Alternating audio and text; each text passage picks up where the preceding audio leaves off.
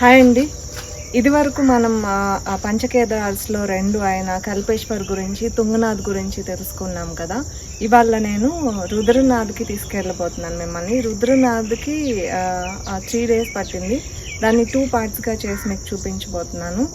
ఇది భారతదేశంలోని రిస్కీయెస్ట్, toughest, longest trek అనమాట. వెళ్ళటానికి మాత్రమే కంప్లీట్‌గా 2 రోజులు పట్టింది. రావటానికి 1 రోజు పట్టింది. సో పూర్తి వివరాలు కావాలంటే చివరి వరకు స్కిప్ చేయకుండా చూస్తే మీకు తెలుస్తుంది. పూర్తి వివరాలు తెలుసుకునే ముందు వెల్కమ్ టు మై ఛానల్ ప్రకృతి ఒడి. This is Manju. ఇది వరకు మీకు పంచకేదారాస్ కథలో చెప్పినట్టుగా ఇక్కడ 5 భాగాలుగా విడిపోయిన శివుడు మొహము అన్నమాట. అంటే శిరస్సు భాగం ఇక్కడ రుద్రనాథ్లో ఉంటుందన్నమాట. ఈ రుద్రనాథ్ ఉత్తరాఖండ్లోని గర్వాల్ హిమాలయాస్లో ఉంటుంది. ఈ రుద్రనాథ్ సముద్ర మట్టం కన్నా 11,800 అడుగు. రుద్రనాథ్ నుంచి రిషికేష్కి అప్రాక్సిమేట్గా 220 కిలోమీటర్లు ఉంటుంది. రుద్రనాథ్ వెళ్ళాలంటే డైరెక్ట్గా రుద్రనాథ్కి ట్రాన్స్పోర్ట్ ఫెసిలిటీ ఉండదు. రుద్రనాథ్ బేస్ పాయింట్ అయిన సాగర్కి వెళ్ళాలి. అక్కడి నుంచి కొండల్లో నడుచుకుంటూ వెళ్ళాలి. రుద్రనాథ్ చేరుకోవడానికి 3 మార్గాలు ఉన్నాయన్నమాట. ఒకటి హెలాంగ్ నుంచి కల్పేశ్వర్ మనం ఆల్రెడీ ఇంతకు ముందు చూసాము. కల్పేశ్వర్ నుంచి డుమక్ అనే ప్లేస్కి, అక్కడ నుంచి బన్సీ నారాయణ్, అక్కడ నుంచి పనర్ నుంచి రుద్రనాథ్. ఇక రెండో మార్గం సాగర్ విలేజ్, అక్కడ నుంచి పుంగ్ బుగ్యాల్, తర్వాత లూటి బుగ్యాల్, అక్కడ నుంచి పిత్రధర్, తర్వాత రుద్రనాథ్.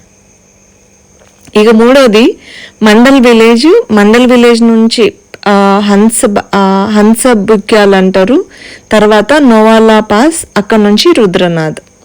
నేను వెళ్ళింది రెండో మార్గం. అందరూ కూడా ఎక్కువ ఈ రెండవ మార్గం నుంచే వెళ్తారు, అంటే సాగర్ నుంచి. ఇక రెండో మార్గానికి బేస్ పాయింట్ నేను చెప్పినట్టు సాగర్ విలేజ్. రిషికేష్ నుంచి సాగర్కి 220 కిలోమీటర్లు ఉంటుంది. డైరెక్ట్గా రిషికేష్ నుంచి వెహికల్ హైర్ చేసుకోవచ్చు, లేకపోతే రిషికేష్ నుంచి బద్రీనాథ్ వెళ్ళే ఏ వెహికల్ ఎక్కినా కూడా చమోలి మీదుగా వెళ్తుంది. చమోలిలో దిగి అక్కడి నుంచి గోపేశ్వర్కి షేర్డ్ వెహికల్స్ దొరుకుతాయి, 100 రూపాయలు తీసుకుంటారు. అక్కడ నుంచి మళ్ళీ ఇంకొక వెహికల్ గోపేశ్వర్ నుంచి సాగర్కి షేర్డ్ వెహికల్స్ దొరుకుతాయి, దాంట్లో 50 రూపీస్ తీసుకుంటారు అనమాట. అలా సాగర్కి చేరుకోవాలి. నేను ఇదివరకు చెప్పినట్టే ఇది నార్మల్ ట్రెక్ లాగా కాదు కాబట్టి కొంచెం మినిమం థింగ్స్ ప్రిపేర్ చేసుకొని వెళ్ళాలన్నమాట. బ్యాగేజ్ ఎక్కువ లేకుండా ఒక బ్యాక్లోని చాలా అత్యవసరమైనవి మాత్రమే తీసుకొని వెళ్ళాలి. ఖచ్చితంగా మనకి కావాల్సిన వస్తువులు ఒక మంచి స్వెటరు, తలకి చలికి తట్టుకోవడానికి ఒక క్యాప్, లేకపోతే మఫ్లరు, చేతులకి గ్లౌజెస్, ఇంకా 1/2 లీటర్ వాటర్ బాటిల్ అయితే సరిపోతుంది. ఒకే ఒక అడిషనల్ డ్రెస్సు, అది కూడా మీకు అవసరం అవుతేనే, ఎందుకంటే మోస్ట్లీ ఇక్కడ స్నానాలు చేసుకోవడానికి, డ్రెస్ చేంజ్ చేసుకోవడానికి ఫెసిలిటీస్ ఉండవు. మంచి ఎనర్జీ బార్స్ అంటే చాక్లెట్స్ కానీ, లేకపోతే డ్రై ఫ్రూట్స్, నట్స్ ఉన్న ఎనర్జీ బార్స్ కానీ ఇలాంటివి తీసుకెళ్ళండి. ఫ్రూట్స్ బరువు ఉన్నవి తీసుకెళ్ళకపోవటం మంచిది, ఎందుకంటే అక్కడ తినబుద్ధి కాదు, పైగా బరువు కూడా మోసుకోవటం కష్టం కనుక. ఇంకా తప్పనిసరిగా కొంచెం క్యాష్ తీసుకెళ్ళాలి. కార్డ్స్, జీపేలు ఇలాంటివి ఉండవు, ఎందుకంటే నెట్వర్క్ ఉండదు. ఒకవేళ నెట్వర్క్ ఉన్నా కూడా పనిచేయదు. హ్యాండ్ శానిటైజరు, ఒక చిన్న ఫేస్ వాష్, చిన్న టిష్యూస్ అమ్ముతారు ప్యాక్, అది ఒకటి తీసుకెళ్తే చాలా యూజ్ అవుతుంది. ఇది బేసిక్గా మినిమం తీసుకెళ్లాల్సిన వస్తువులు. ఇవి కాకుండా పెయిన్ స్ప్రేస్ కానీ, జెండు బామ్ లాంటివి తీసుకెళ్తే కూడా కొంచెం బెటర్, హెల్ప్ అవుతుంది. నేను సాగర్ విలేజ్కి చేరుకునేటప్పటికి మధ్యాహ్నం 2:30 అయింది. ఇక్కడ ఎంట్రన్స్లోనే మనకి షాప్ ఒకటి ఉంటుంది. అక్కడ వెదురు కర్ర ఇస్తారనమాట, 30 రూపాయలు తీసుకుంటారు. అది మనకి చాలా అవసరం అవుతుంది ట్రెక్ పైకి వెళ్ళిన తర్వాత. డే 2 కానీ డే 3 కానీ ఖచ్చితంగా తీసుకోవాలి. సాగర్ విలేజ్కి రీచ్ అయిపోయాను నేను. ఇక్కడ రైట్ సైడ్ కనిపిస్తుంది కదా ఎల్లో కలర్లో, అదే అనమాట రుద్రనాథ్కి వెళ్ళే ఎంట్రన్స్. ఈ ఎంట్రన్స్ లోపల నుంచి అలా వెళ్తే సాగర్ విలేజ్లో కొంచెం దూరం నడవాల్సి ఉంటుంది. ఆ తర్వాత పొలం గట్లు ఎక్కినట్లు ఉండి మెల్లగా కొండ ఎక్కడం స్టార్ట్ అవుతుంది. ఈ ప్రాంతానికి వెళ్ళేటప్పుడు మన ప్యాకే మనకి కొంచెం కష్టం అనిపిస్తుంది వేసుకొని వెళ్ళటానికి.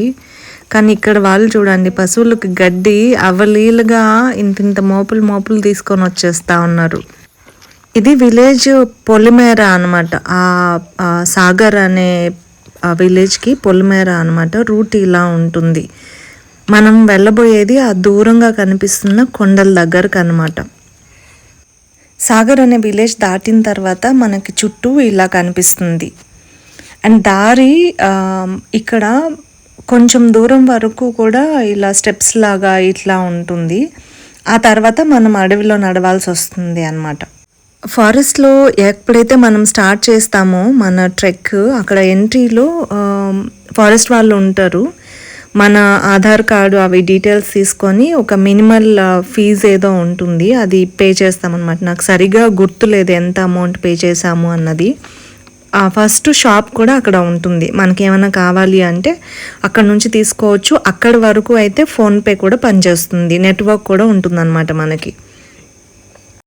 బిగినింగ్లో చెప్పినట్టు ఈ ట్రెక్కింగ్ చాలా కష్టమైంది అని చెప్పేసి మనం సాగర్లో స్టార్ట్ చేసినప్పుడు బిగినింగ్ నుంచి ఒక 2 hours వరకు చాలా ఇబ్బంది పడిపోతాము.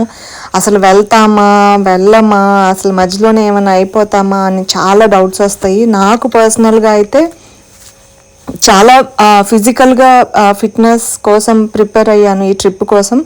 అయినా కూడా నాకు ఒక 40-45 నిమిషాలు ఎలా అంటే ఏ క్షణంలో అయినా గుండె ఆగిపోతుందేమో, ఏ క్షణంలో అయినా గుండె పేలిపోతుందేమో, ఆ ప్రభావంతో ముక్కులో చెవుల్లో రక్తం వచ్చేస్తుందేమో. ఎందుకంటే అంతలా అనిపించింది అనమాట బిగినింగ్లో నాకు. ఒక 45-50 minutes వరకు. ఆ తర్వాత కొంచెం పర్వాలేదు అని అనిపించింది. ఇది నా ట్రెక్ బిగిన్ చేసినప్పుడు హడావిడిగా కాకుండా కొంచెం స్లోగా నడవటం మంచిది, ఫ్లో వచ్చే వరకు. ఇదే అనమాట ఇనీషియల్ చెక్ పోస్ట్ లాంటిది.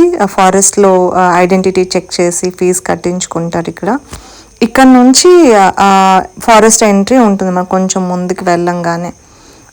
ఇక్కడ నుంచి నడిచే దారి మనం ఇందాక చూసినట్టుగా ఉండదు, ఇలానే మొత్తం రాళ్ళు రప్పలు ఉంటాయి అన్నమాట.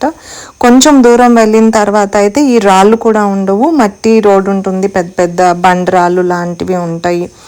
ఇక్కడ నుంచి కొంచెం ట్రెక్ కొంచెం కష్టం అనే చెప్పాలి.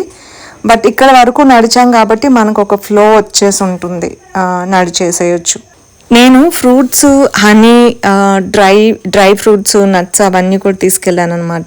ఈ బ్యాగ్ నడిచే కొద్దీ బరువు ఎక్కడంతో నేను తీసుకెళ్ళిన స్వెటర్ కూడా ఏమంటే ఫుల్ బాడీ కవర్ చేసే స్వెటరు, అంటే జర్కిన్ లాగా. అది కూడా నేను ఇక్కడ ఎక్కడైనా ఇచ్చేస్తాను, ఎవరికైనా ఇచ్చేస్తాను, నేను మోయలేను అని చెప్పి నాతో ట్రావెల్ చేస్తున్న వాళ్ళకి చెప్తే రిటర్న్ వచ్చేవాళ్ళు, అంటే మనకి ఆపోజిట్లో వచ్చేవాళ్ళు చెప్పారనమాట. కొన్నిసార్లు 0 degrees కానీ -degrees కానీ వెళ్ళే ఛాన్సెస్ కూడా ఉంటాయి, రిస్క్ తీసుకోకండి అని చెప్తే ఇంకా తప్పక మొయ్యాల్సి వచ్చింది. ఈవెన్ హనీ బాటిల్ కూడా ఆ గాజు బాటిల్ బరువు ఎందుకు మొయ్యటం అని చెప్పి హనీ వాటర్లో పోసేసుకొని బాటిల్ పడేయటం, అంటే ఎంత బరువు తగ్గించుకుంటే అంత మంచిది అని చెప్పి ఫ్రూట్స్ కూడా పక్కన వాళ్ళకి షేర్ చేయటం అట్లా జరిగింది. అలా లేకుండా మీరు ఎవరైనా వెళ్ళే పని అయితే ఎంత మినిమల్ లగేజ్ తీసుకెళ్తే నడవటానికి అంత సులభతరం అవుతుందన్నమాట. నాకు ఇలాంటి గుడులకి, అంటే దేవుడి ఉన్న ప్లేసెస్కి ట్రెక్ చేయటం ఇది ఫస్ట్ సారి అనమాట. నాకు ఇంతకు ముందు అనుభవం లేదు. వెళ్తున్నప్పుడు రిటర్న్ వచ్చే ప్రతి ఒక్కరు కూడా హర్ హర్ మహాదేవ అంటున్నారు అనమాట. వీళ్ళు ఎందుకు ఇలా అంటున్నారు అని అనుకున్నాను, నాకు తెలీదు. కానీ అది ఎంత పాజిటివ్ ఎనర్జీని ఇస్తుంది, అది ఎంత బూస్ట్ అప్ చేస్తుంది ముందు నడవటానికి అన్నది నాకు రిటర్న్ అప్పుడు అర్థమైంది. ఇలాంటి ప్లేసెస్కి వెళ్ళినప్పుడు, అందులో ఒక్కలే వెళ్ళినప్పుడు ఎవరు తెలిసే ఛాన్స్ కూడా ఉండదు. అయినా కూడా ఇక్కడ నేను గమనించింది ఏంటి అంటే, రుద్రనాథ్కి వెళ్ళి తిరిగి వస్తున్న వాళ్ళు ప్రతి ఒక్కరూ స్మైల్ తోటి పలకరిస్తారనమాట. జాగ్రత్తలు చెప్తారు, ఇక్కడ ఇది ఉంటుంది, అది అక్కడ ఉంటుంది, తీసుకెళ్ళండి, తీసుకెళ్ళొద్దండి, జాగ్రత్తగా నడవండి, కేర్ఫుల్గా ఉండండి అని చెప్పేసి. ఇక ఫైనల్గా 6:30 ఈవినింగ్ పుంగ్బుగ్యాల్ అనే ఒక ప్లేస్కి చేరుకున్నాం అనమాట. అప్పటికే లైట్గా చీకటి పట్టడం స్టార్ట్ అయింది. నా పరిస్థితి అక్కడికి చేరుకునేటప్పటికి కళ్ళు తేలిపోతున్నాయి. ఇదన్నమాట పరిస్థితి. అసలు నడవటమే చాలా కష్టమైంది. ఇక్కడ దాకా ఎలాగా అని అనుకుంటా వచ్చాం. వెనక వస్తున్న అమ్మాయి నాకు దారిలో మధ్యలో పరిచయం అయింది అనమాట. అలా ఇద్దరం ఒకరు కూర్చొని కాసేపు, ఇంకొకరు కూర్చొని కాసేపు, అలా ఒకరికొకరు తోడుగా నడుచుకుంటూ వచ్చేసాం. మొత్తానికైతే ఒక పాయింట్కి అయితే రీచ్ అయ్యాము అన్న ధైర్యం అయితే వచ్చింది. ఇక్కడే అనమాట మేము నైట్కి స్టే చేయబోయేది. దీన్ని పుంగ్ బుగ్యాల్ అంటారు. పుంగ్ అంటే చిన్నది అని, బుగ్యాల్ అంటే గడ్డి అని, అంటే చిన్న గడ్డి అని చెప్పేసి అర్థం అనమాట. ఇక్కడనే ఫస్ట్ బేస్ లైక్ అకామిడేషన్కి ఫస్ట్ స్టే పాయింట్ అనమాట. ఇక్కడనే అన్ని ఫెసిలిటీస్ దొరుకుతాయి, అట్లీస్ట్ మినిమం అయినా మనకి.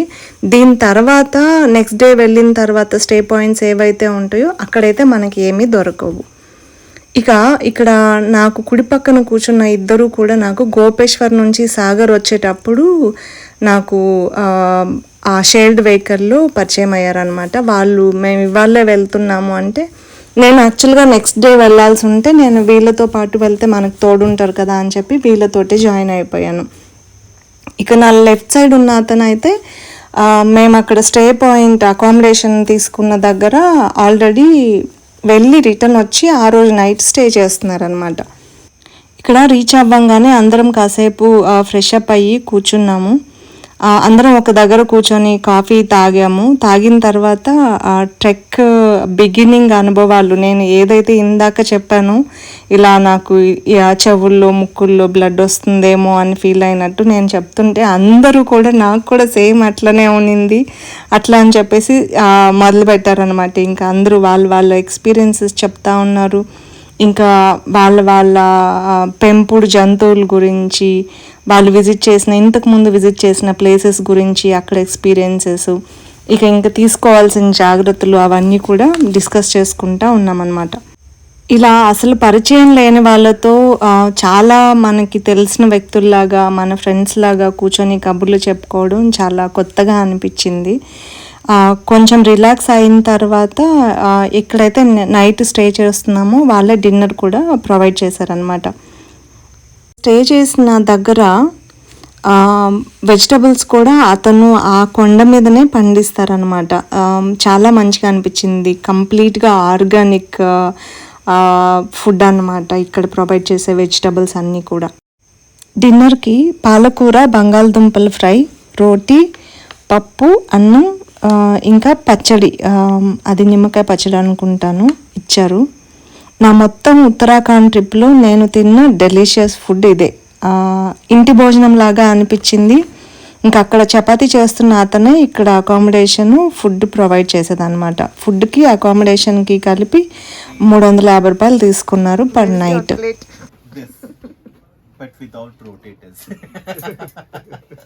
ఇక్కడ ఫుడ్ ప్రొవైడ్ చేసే అతను బిజినెస్ లాగా కాకుండా ఫుడ్ సర్వీస్ అని చెప్పి ప్రొవైడ్ చేయటం నేను ఫస్ట్ టైం చూసాను అనమాట. ఏదో మనం అంటే డబ్బులు తీసుకున్నాం కదా ఇంతే పెట్టాలి అట్లా ఉండదు. ప్రేమతో ఫుడ్ సర్వ్ చేయటం అన్నది చాలా మంచిగా అనిపించింది. అతను ఏది కావాలి ఇంకొంచెం పెట్టుకోండి అని చెప్పేసి, మనం ఎక్కడికైనా ఫంక్షన్కి వెళ్తే బతినాడి పెడతారు కదా, అలా పెట్టారనమాట ఇతను కూడా. అండ్ మేము లోపల బయట కావాలంటే బయట కూడా కూర్చోవచ్చు. కాకపోతే మేము డిన్నర్ చేసే టైంకి కొంచెం మంచు స్టార్ట్ అయిందనమాట. మేమే ఫస్ట్ బ్యాచ్ లోపలికి వెళ్ళాము. సో మేము తిన్న తర్వాత నెక్స్ట్ బ్యాచ్ వాళ్ళు లోపల కూర్చొని తినాలంటే లోపల తినచ్చు, లేకపోతే బయట వాళ్ళకి ఇచ్చిన అకామిడేషన్లో వాళ్ళు తింటారు. మేమైతే కొంచెం కోజీ ఉంటుందని చెప్పేసి లోపల కూర్చొని తిన్నాము. బయట చల్లటి వాతావరణంకి లోపల వెచ్చగా తిన్నంత కాసేపైనా ప్రశాంతంగా ఉంటుంది కదా అని చెప్పేసి లోపల తిన్నామన్నమాట.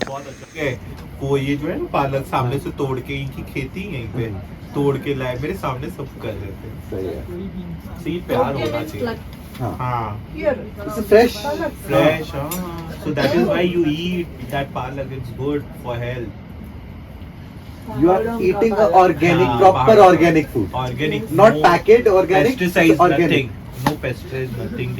It's a pure.